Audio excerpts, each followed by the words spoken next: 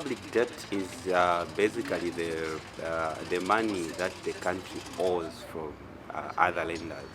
They can be based in the same country as the country itself, or they can be based outside the country. So they borrow for different reasons, basically, or pretty much they are similar to the reasons why an individual would borrow.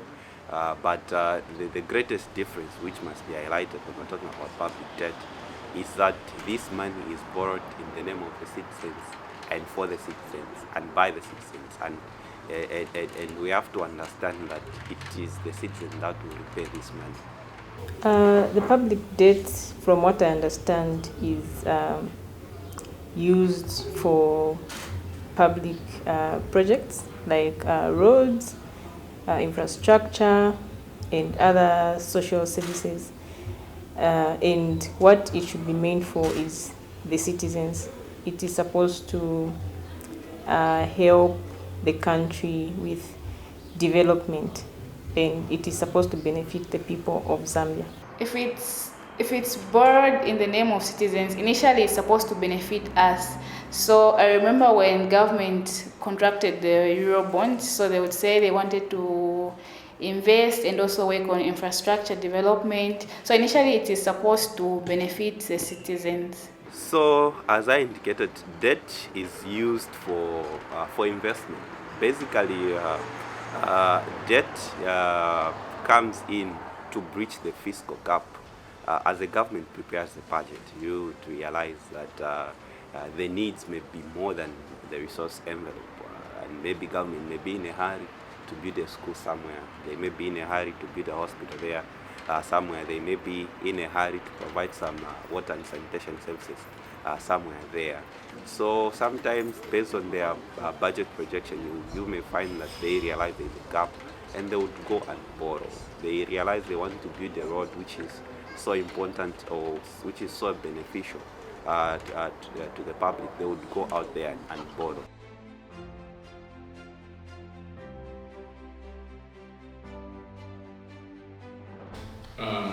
Well, first of all, I would say that debt impacts, it could impact the cost of living, and it could ultimately impact my welfare. So when it comes to my cost of living, I find that my cost of living, I go to the supermarket, I find commodities sort of expensive, services become expensive because of the depreciation of my currency. Further, like I said, it's going to impact my welfare because government is supposed to allocate adequate resources to social sectors, for example, education, public services and public goods.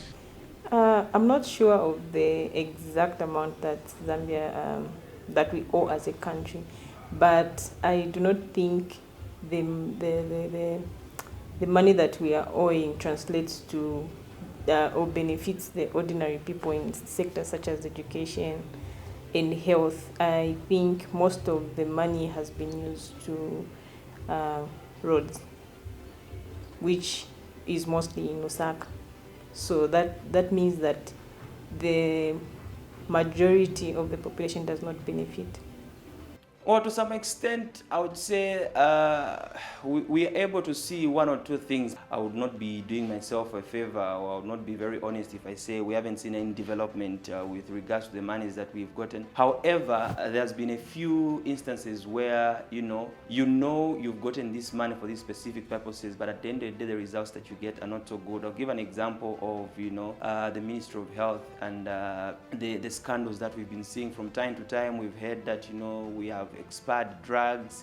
From time to time, we've heard that we have expired condoms and all those things. And when you look at that, those are things that are supposed to benefit the citizens. Those are things that are supposed to benefit the masses. And chances of it coming back after you discover that these drugs are expired are very minimal. That's if at all there are any chances. I think our debt now has reached critical levels. It's more than 50% of our GDP. So that means more than 50% of government revenue is spent towards servicing public debt. And so when half of the revenue that the country has is going towards servicing debt, that means the other half has to be spent between among different sectors, such as education, health, and then that other half is actually not even enough because they also have to pay civil servants.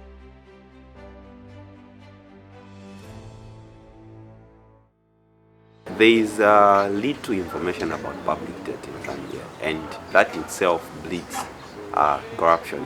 I can give you an example. I think a year ago we attempted to do a study on the utilization of public debt as action aid, and we were specifically focusing on the €3 bond. And I can indicate to you that we attempted to get some information from Ministry of Finance on how this data has been utilized. Like, we really want to see where each and every dollar of those euro bonds went. We had some information on the first euro bond, scant information on the second euro bond, and nothing on the third euro bond. So that in itself leaves a lot of questions from the citizens themselves. And I think that's where now the issue of corruption comes in. When I think about corruption, relating it to public debt, I think the high levels of corruption that have been reported in the country have affected public debt, because the current FIC report has shown a lot of billions of kwachas that have been lost through corruption, and that money would have been used to service different sectors such as education, health, and infrastructure. Despite having a lot of corruption that has been reported, there hasn't been prosecution. So that just shows that there isn't much that is being done. Currently, Zambia is, of course, it's the elephant in the room, if we could call it that. We have the debt stock amounting to about 2.7 billion. That's a lot. We are really in debt distress, and in a situation where you have sort of loopholes in the system, where there's a lot of leakages, you end up losing substantial revenue that could be used perhaps to pay back the debt, or rather to be invested in important social sectors.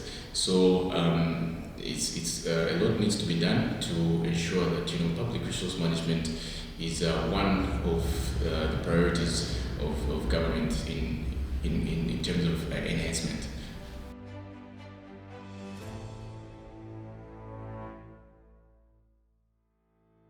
Me as a citizen, I think firstly, at a personal level, my siblings and my parents had the virus, and so one of them is out of employment as at now. So I think it's really put people in a position of unemployment, and also it's weighing down on our emotional well-being because we are stuck at home. Currently, there's a lot of social activities that have been put on hold, and then there are people that have also been dropped out of their workplaces because they can't continue working. The economy isn't doing as good as it should have been. So I think it's really had a lot of negative effects, a negative impact. So how COVID has affected me as a student is just the mere fact that I didn't plan or didn't know that such a pandemic would wreak havoc on our country is already a problem, because none of us saw this coming. So me as a student, even just conforming to the new norm and learning online hasn't been easy, At first, when this was starting out and then we're told we're going to be having online classes, that was very unusual. And then it felt as though it was a joke. So at first, most people didn't take it seriously, even myself. And that slacked back on certain assignments. But we were forced to see that actually we just have to conform. So at an academic level, the COVID-19 has really taken a toll on me. And personally, because my course is very practical, so certain things can be done. You have to stick so much to the theory, and you're forced to do so. It's nobody's fault. Well, like I said, I'm a radio and TV personality, but other than that, I, work in the service industry where I offer various events for different services for different functions. And with the coming of COVID-19, we haven't been operating as we are supposed to do in the service in the events industry. Why? Because one of the guidelines for COVID-19 is that you are not supposed to have crowds. And for me as an entertainer, for me as a person who directs events, for me as a person who plans events previously, before COVID-19, the only way you make a lot of money is by allowing people come together. So the fact that, you know, we haven't been allowed to have these people come together, it has been tough.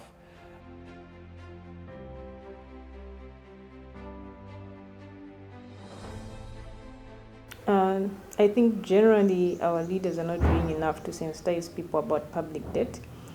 First of all, there should have been enough education for citizens as to what we owe, what that money has been used, and just educate citizens about having the responsibility for accountability. I think the problem that I have so far is the fact that, you know, there's some people that just have too much power. In this case, I'll cite the case of the president, for example. The president is the most powerful person in our country today. Most of the times what we have seen is that he defends the people that are suspected to be culprits of you know, these corruption cases. So that has a little bit disappointed me. No, I don't think so. I actually don't think they're even doing anything. The other leaders that we have, I'll start from members of parliament, they're really not doing enough in terms of public debt. And most of the information that we've had on public debt has been coming from non-government organizations that have been advising government from the time before it even got to this critical level. That's why we've been getting most of the information. So it's been coming from civil society actors, but government has really turned a blind eye. And as we know, there's some debt that they say is was secretly contracted from the Chinese. So they've been trying to hide as much as they can, and that means they're actually not really doing enough in terms of tabling the issue and making the public aware of how the situation is. Let's talk about the regional bodies. I think we have seen that there has been cause for a common framework in terms of lending. They say borrowing it is a dual responsibility between the lender and the borrower. And we have seen that there has been some recklessness in some of the lenders. Even when they see that this country may not be able to pay back the money, they keep on lending the money to that country. The regional leaders have not committed to that common debt management and lending framework, where they bring on board both lenders and borrowers, so that we promote debt sustainability.